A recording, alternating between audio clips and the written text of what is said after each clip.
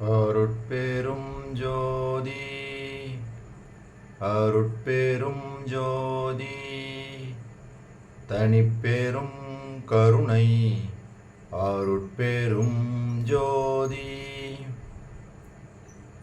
எல்லாம் செயல்கூடும் என் ஆணை அம்பலத்தே எல்லாம் வல்லான் தனையே ஏத்து.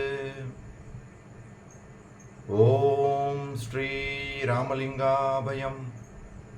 ஓம் ஸ்ரீ ராமலிங்காபயம். ஓம் ஸ்ரீ ராமலிங்காபயம். எல்லோருக்கும் வணக்கம். இது எனது யூடியூப் சேனலான எல்லாம் செயல்கூடும் வள்ளலார். நான் வள்ளலார் முத்து பேசுகிறேன். இன்றைய பதிவில் நாம் பிள்ளை சிறு விண்ணப்பம் என்ற தலைப்பின் கீழ் வரும் 3வது பாடலுக்கான விளக்கத்தை பார்க்க இருக்கின்றோம். முதலில் நான் பாடல் வரிகளை படிக்கிறேன், பின்பு விளக்கத்தை பார்ப்போம். வெம்மதி கொடிய மகன் கொடுஞ்செய்கை விரும்பினும் அங்கனம் புரிய சம்மதிக்கின்றார் அவன்தனை பெற்ற தந்தை தாய். மகன் விருப்பாலே இம்மதிச்சிறியேன் விளைந்ததொன்றில்லை நீ என்றனை விளைவிக்க விளைந்தேன். செம்மதி கருணை திருநெறி இது நின் திருவுள்ளம் அறியுமே எந்தாய். இதுதான் இந்த 3வது பாடல். இதுக்கு விளக்கம்: கொடுமை பண்புகளை உடைய மகன் கொடிய செயலை செய்ய விரும்புவானாயின் அவனை பெற்ற தாயும் தந்தையும் அதற்கு சம்மதியார்கள். அவனோ தன் கொடுமை பண்பால் தாய் தந்தையர் சம்மதத்தை மறுத்து கொடுமை புரிய கருதுவானாயின் மகன்பால் கொண்ட அன்பால் அவன் பொருட்டு பெருங்குற்றத்தை செய்வதற்கு தூண்டி துணை புரிவர் அவனை பெற்ற தாய் தந்தையர். இங்கனம் இருக்க சிற்றறிவு உடைய சிறியவனாகிய நான் குற்றம் ஒன்றும் செய்ததில்லை. என் மனத்தில் உன்பால் அன்புண்டாக செய்தமையால் நான் உன்பால் அன்பு கொண்டிருக்கின்றேன். செம்மையான அறிஞர்கள் மதிக்கும் கருணை திருநெறியும் இதுவாகும். இவை அனைத்தும் எந்தை பெருமானே உனது திருவுள்ளம் அறிந்த செய்தி அன்றோ அப்படின்னு தான் இந்த 3வது பாடலில் பாடியிருக்கிறாங்க. அப்போ இதிலேருந்து என்ன தெரியுது? ஒரு மகனை பெற்ற ஒரு தாயும் தந்தையும் அவன் ஒரு குற்றம் புரிகிறதுக்காக ஒரு முயற்சி செஞ்சானா அவங்க சம்மதிக்க மாட்டாங்க. ஆனால் அவன் அதுலேயே திரும்ப திரும்ப பண்ணணும்னு சொல்லி இவங்களுடைய சம்மதத்தையும் மீறி ஒரு குற்றம் செஞ்சானா அதுக்கு ஒத்தாசை பண்ணுவாங்க. ஏன்னா அவன் மேலே அன்புனால நம்ம மகனாச்சே இவனை போய் ஏதோ சிக்கலில் மாட்டிக்குவானேன்னு சொல்லி எந்த வகையிலையாவது அவனை காப்பாற்றுறதுக்கான அந்த முயற்சிகளை செய்வாங்க. ஏன்னா காரணம் அவர்கள் பெற்ற மகன் கஷ்டப்படக்கூடாதே அப்படின்னு சொல்லி அவன் குற்றமே செய்திருந்தாலும் ஒரு தாயோ ஒரு தந்தையோ அவனை அப்படியே விட்டுற மாட்டாங்க. அதே மாதிரி வள்ளல் பெருமான் நீங்கள் சொல்கிறாங்க, என்னை பெற்ற தாயாகவும் தந்தையாகவும் நீ தான் இருக்கிற. அப்படி இருக்கும்போது இந்த சிறியன் செய்யக்கூடிய இந்த குற்றங்கள், நான் குற்றம் எதுவுமே செஞ்சது இல்லை. அப்படி இருக்கும்போது இதை நீ நல்லா தெரியும் உனக்கு. அப்படி இருக்கும்போது என்ன சொல்கிறாங்க பாருங்கள்: சிற்றறிவு உடைய சிறியவனாகிய நான் குற்றம் ஒன்றும் செய்ததில்லை. என் மனத்தில் உன்பால் அன்புண்டாக செய்தமையால் நான் உன்பால் அன்பு கொண்டிருக்கின்றேன். செம்மையான அறிஞர்கள் மதிக்கும் கருணை நெறியும் இதுவாகும். இவை அனைத்தும் எந்தை பெருமானே நினது திருவுள்ளம் அறிந்ததே அப்படின்னு சொல்லி இந்த பாடலை ஏற்றிருக்காங்க. அப்போ நான் எந்த ஒரு குற்றமும் செய்தவன் இல்லை அப்படின்றதே சொல்கிறாங்க. அதே சமயத்தில் நான் இப்போ உங்ககிட்ட அன்பு வச்சிருக்கிறதுக்கு காரணமும் நீ தான். நீ என்னை அன்பு வைக்குமாறு நீ அந்த அனுகிரகம் செஞ்சதுனால தான் நான் உன் மேலே அன்பு வச்சிருக்கிறேன் அப்படின்னு சொல்கிறாங்க. சரி, இதே மாதிரி இந்த பாடல் இதே மாதிரி நிறைய பாடல்கள் பாடியிருக்கிறாங்க. சான்றா ஒரு 2 பாடல் பாடிட்டு இதில் கருணை திருநெறியும் இதுவாகும் சொல்கிறாங்கல்ல. வள்ளல் பெருமானுடைய இந்த சுத்த சன்மார்க்க நெறி ஒரு கருணை நெறி அப்படின்றதுக்கு ஞானசரியையில் 12வது பாடலாக அருமையாக பாடியிருக்கிறாங்க. அந்த பாடலையும் பாடி நிறைவாக விளக்கம் பார்ப்போம். சரி, முதல்ல நான் வள்ளல் பெருமானுக்கு அதாவது குருவாக அந்த இறைவன் தான் விளங்கி அருள் செய்தான் அப்படின்றதுக்கு இந்த பாடல்: கற்றது மற்ற அவ்வழி மாசூதது என்று எண்ணா தொண்டரெல்லாம் கற்கின்றார் பண்டுமென்றும் காணார். எற்ற தும்பு மணி மன்றில் இன்ப நடம்புரியும் என்னுடைய துரையே, நான் நின்னுடைய அருளால் கற்றது நின்னிடத்தே பின் கேட்டது நின்னிடத்தே, கண்டது நின்னிடத்தே, உட்கொண்டது நின்னிடத்தே, பெற்றது நின்னிடத்தே, இன்புற்றது நின்னிடத்தே, பெரிய தவம் புரிந்தேன் என் பெற்றி அதிசயமே.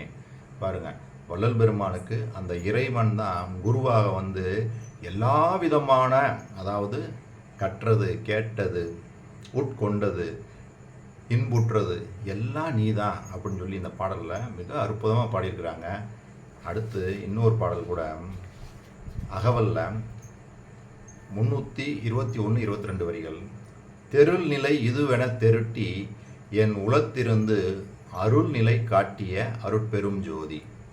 அதாவது பல நோக்கில் அலைந்து கொண்டிருக்கின்ற மனம், புத்தி, சித்தம், அகங்காரம் என்று சொல்லக்கூடிய அந்த கரணங்கள், அந்த கரணங்களை பல நோக்கில் இருந்து விடுவித்து அவற்றை ஒன்றுபடுத்தி உண்மையை அறிவித்து என் உள்ளத்திலே அமர்ந்து அருள்நிலை இது என்று காட்டிய அருட்பெரும் ஜோதி அப்படின்னு சொல்லி இந்த பாடலை இந்த 2 வரிகள் மூலமாக சொல்கிறாங்க. அப்படி சொன்னவங்க வள்ளலார் உள்ளத்தில் வந்து அந்த ஆண்டவன் புகுந்து கொண்டான் அப்படின்றதுக்கு சான்றாகவும் அருமையாக ஒரு திருவருட்பா பாடல்.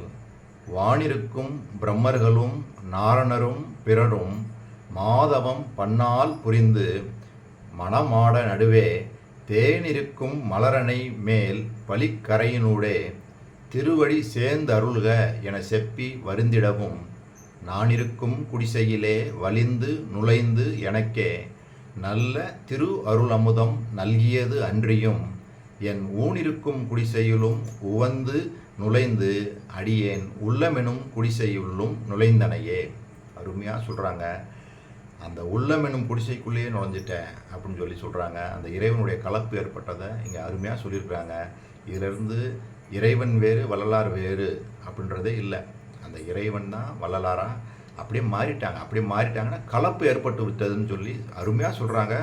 நான் இருக்கும் குடிசையிலே வலிந்து நுழைந்து எனக்கே நல்ல திரு அருளமுதம் நல்கியது அன்றியும் என் ஊனிருக்கும் குடிசையிலும் உவந்து நுழைந்து அடியேன் உள்ளமெனும் சிறு குடிசையுள்ளும் நுழைந்தனையே. தெளிவாக சொல்லிட்டாங்க. இப்போ இந்த 3வது பாடல் என்ன சொல்லுது? இம்மதிச்சிறியேன் விளைந்ததொன்று இல்லை நீ என்றனை விளைவிக்க விளைந்தேன். அப்போ வள்ளல் பெருமான் இந்த 2 பாடல் நான் பாடினேன். முதல் பாடலில் அந்த இறைவன் தான் குருவாக இருந்து அவருக்கு எல்லாமா இருக்கிறான் அப்படின்னு சொல்லி அங்கே சொன்னாங்க. இங்கே வந்து அவனே உள்ள கலப்பு ஏற்பட்டு அவருடைய உள்ளமெனும் குடிசைக்குள்ளேயும் நுழைந்து கொண்டான் அப்படின்னு சொல்லி சொல்லியிருக்கான். சரி, இந்த விளக்கத்தோட செம்மதி கருணை திருநெறி அப்படின்னு சொல்கிறாங்க பார்த்தீங்களா? அதுக்கு வந்து ஞானசரியையில் இந்த 13வது பாடல், மன்னிக்கிறோம் 12வது பாடல், திருநெறி ஒன்றே அதுதான் சமரச சன்மார்க்க சிவநெறி என்று உணர்ந்து உலகீர் சேர்ந்திடுமின் ஈண்டு வருநெறியில் என்னை ஆட்கொண்டு அருளமுதம் அளித்து வல்லப சித்திகளெல்லாம் வழங்கிய ஓர் வள்ளல் பெருநெறியில் சித்தாட திருவுளம் கொண்டு அருளி பெருங்கருணை வடிவினோடு வருதருணம் இதுவே. கருநெறி வீழ்ந்து உழலாதீர், கலக்கமடையாதீர், கண்மையினால் கருத்தொருமித்து உண்மை உரைத்தேனே. அருமையாக சொல்கிறாங்க. திருநெறி ஒன்றே அதுதான் சமரச சன்மார்க்க சிவநெறி அப்படின்றாங்க. அப்போனா வள்ளல் பெருமான் சொல்லக்கூடிய இந்த நெறி வந்து அனைத்து மதங்களையும் சமயங்களையும் கடந்து மனித நேயத்தை அடிப்படையாக கொண்டு ஆன்மநேய ஒருமைப்பாட்டு உரிமையை வலியுறுத்தக்கூடிய தெய்வீக நெறி அப்படின்றது தெளிவாக இந்த ஒரு வரியிலே போடுறாங்க பாருங்க. திருநெறி ஒன்றே அதுதான் சமரச சன்மார்க்க சிவநெறி அப்படின்றாங்க. மேலும் இறைவனை வந்து ஜோதி வடிவாக நம்ம வந்து உள்ள உணர்ந்து அவனிடம் பேரன்பு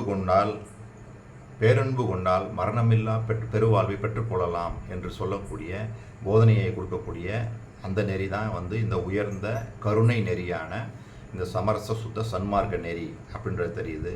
மேலும் இதுதான் வந்து ஒரு கருணை நெறி. கருணைனா எப்படி சொல்கிறாங்க பாருங்கள். கருணையினுடைய எக்ஸ்ட்ரீம் லெவல், அதாவது அந்த முடிவான நிலை, அதாவது வாடிய பயிரை கண்டபோதெல்லாம் வாடுகின்ற நெறி.